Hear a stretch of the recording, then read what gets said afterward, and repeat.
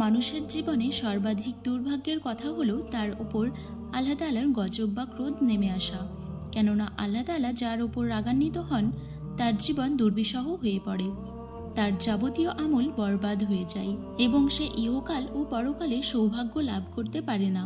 মহান আল্লাহ তাআলা অতীতে বিভিন্ন জাতির ওপর ক্রোধান্বিত হয়েছেন যখন তারা শিরকে লিপ্ত হয়েছে এবং পাথর, বৃক্ষ ও জড়বস্তুকে তার সমকক্ষ বানিয়েছে এবং এগুলোর পূজা করা শুরু করে দিয়েছে। নিম্নে আল্লাহ তাআলার ক্রোধ নেমে আসার কয়েকটি কারণ উল্লেখ করা হলো। নম্বর 1, অসংযত ও বিদ্বেষমূলক কথাবার্তা বলা। এই কারণে আল্লাহ তাআলার ক্রোধ নেমে আসে।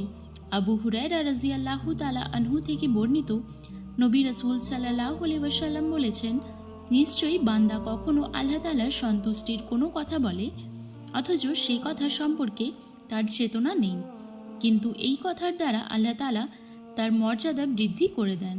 আবার বান্দা কখনো আল্লাহ তাআলার অসন্তুষ্টির কথা বলে ফেলে যার পরিণতি সম্পর্কে তার কোনো ধারণা নেই, অথচ সেই কথার কারণে সে জাহান্নামে নিক্ষিপ্ত হবে। বুখারী হাদিস নম্বর 6478। নম্বর 2, চতুষ্পদ জন্তুর উপাসনা করা। আল্লাহ তাআলার ক্রোধ নেমে আসার বড় কারণ এই মহাপাপ। ইরশাদ হয়েছে, যারা গোবৎসকে উপাস্য রূপে গ্রহণ করেছে পার্থিব জীবনে তাদের উপর তাদের রবের ক্রোধ ও লাঞ্ছনা আপতিত হবেই। আর এইভাবেই আমি মিথ্যা রচনাকারীদের প্রতিফল দিয়ে থাকি। সূরা আরাফ আয়াত নম্বর 152। নম্বর 3, কোনো মুমিনকে অন্যায়ভাবে হত্যা করা।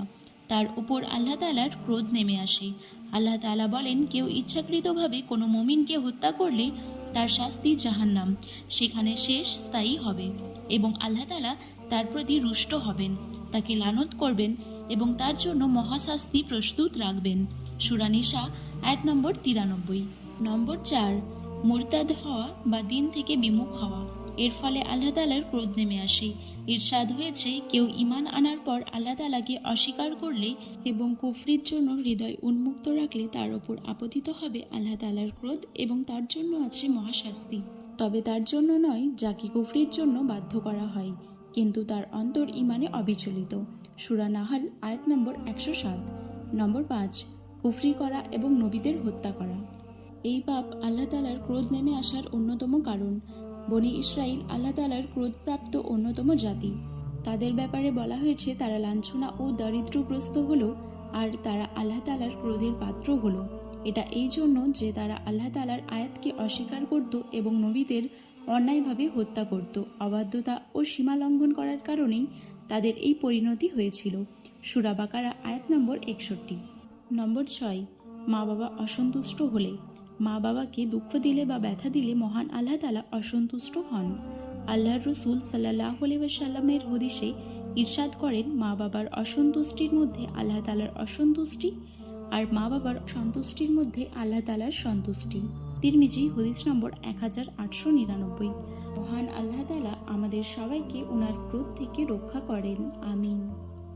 আজ এই পর্যন্ত। সকলে ভালো থাকুন, সুস্থ থাকুন। আবার ফিরছি একটি নতুন ভিডিও নিয়ে।